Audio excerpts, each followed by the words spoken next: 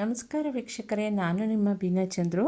ನಾನು ಈ ದಿನ ಈ ಕಿಡ್ನಿ ಸ್ಟೋನ್ ರಿಮೂವಲ್ಲಿಗೆ ಒಂದು ಹೆಲ್ತ್ ಡ್ರಿಂಕ್ನ ಹೇಳ್ಕೊಡ್ತೀನಿ. ಇದು ಬ್ರಯೋಫಿಲಮ್ ಪಿನಾಟಮ್ ಅಂತ, ಕಾಡು ಬಸಳೆ ಸೊಪ್ಪು ಅಂತಾರೆ. ಇದನ್ನು ನಾನು ಆನ್ಲೈನಲ್ಲಿ ಪರ್ಚೇಸ್ ಮಾಡಿದ್ದೀನಿ. ಈ ಕ್ಯಾಲ್ಶಿಯಮ್ ಸ್ಟೋನ್ ಆಗುತ್ತಲ್ಲ, ಅತಿಯಾದ ನಾನ್ ವೆಜ್ ತಿನ್ನೋದ್ರಿಂದ ನಮ್ಮ ಮಿನರಲ್ ಕಂಟೆಂಟು ಜಾಸ್ತಿ ಆದರೆ ಬಾಡಿನಲ್ಲಿ ಮತ್ತು ಕ್ಯಾಲ್ಶಿಯಂ ಕಂಟೆಂಟ್ ಇವೆಲ್ಲ ಹೆಚ್ಚಾದರೆ ನಮಗೆ ಕಿಡ್ನಿ ಸ್ಟೋನು ಫಾರ್ಮ್ ಆಗುತ್ತೆ.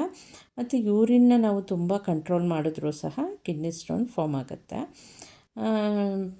ಮತ್ತು ಯೂರಿನ್ ಕಾನ್ಸಂಟ್ರೇಟ್ ಆಗಿದ್ದರೆ, ಅತಿಯಾಗಿ ನೀರನ್ನ ನಾವು ಉಪಯೋಗಿಸ್ದೆ ಹೋದರೆ ಈ ಕಿಡ್ನಿ ಸ್ಟೋನ್ ಫಾರ್ಮೇಷನ್ ಆಗುತ್ತೆ.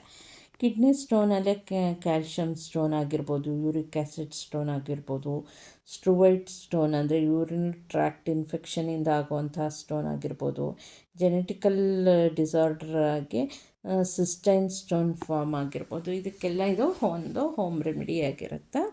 ನಾನೀಗ ಸೌತೆಕಾಯಿ ಮತ್ತು ಒಂದು 4-5 ಎಲೆಗಳು, ಕಾಡು ಬಸಳೆ ಸೊಪ್ಪಿನ ಎಲೆ, ಒಂದು ಚಿಟಿಕೆ ಗಿಟ್ಕು ಶುಂಠಿನ ಎಲ್ಲ ಕಟ್ ಮಾಡಿ ತೊಳೆದು ಕಟ್ ಮಾಡಿ ಇಟ್ಕೊಂಡಿದ್ದೀನಿ.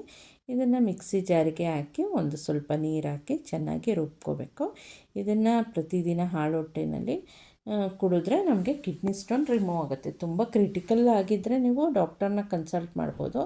ಅಕ್ಯೂಟ್ ಮೈನ್ಯೂಟಾಗಿ ಪ್ರಾಬ್ಲಮ್ ಶುರು ಆಗ್ತಿದ್ರೆ ನಾವು ಇದನ್ನೇ ಥ್ರೂ ದಿಸ್ ಹೆಲ್ತ್ ಡ್ರಿಂಕ್ನೇ ನಾವು ರಿಮೂವ್ ಮಾಡ್ಕೋಬೋದು. ಮತ್ತು ಈ ಕಾಡು ಬಸಳೆ ಸೊಪ್ಪು ಕ್ಯಾನ್ಸರ್ ಸೆಲ್ಲನ್ನು ಕಿಲ್ ಮಾಡೋಕ್ಕೆ ಹೆಲ್ಪ್ ಮಾಡುತ್ತೆ. ಅದಕ್ಕೆ ನಿಮ್ಮ ಮನೆಯಲ್ಲೇ ಇದನ್ನು ಬೆಳೆಸ್ಕೊಂಡು ನೀವು ಈ ರೀತಿ ಹೆಲ್ತ್ ಡ್ರಿಂಕ್ ತಯಾರು ಮಾಡಿಕೊಂಡು ಯೂಸ್ ಮಾಡ್ಬೋದು. ವೀಕ್ಷಕರೇ, ಥ್ಯಾಂಕ್ ಯು ಫಾರ್ ವಾಚಿಂಗ್.